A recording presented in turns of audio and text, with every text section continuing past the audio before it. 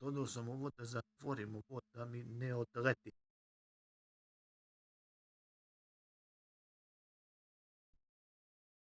I ovo, koja je ovo danas priča? Danas je priča ovo,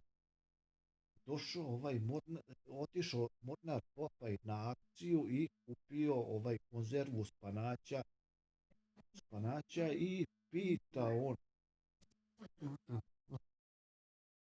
i ovo, pita ovo ribu, kaže, hoćeš da jedeš ovo glavno jelo ili predjelo?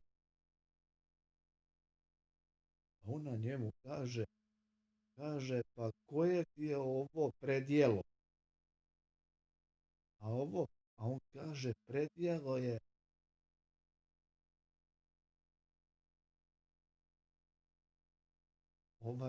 predjelo će biti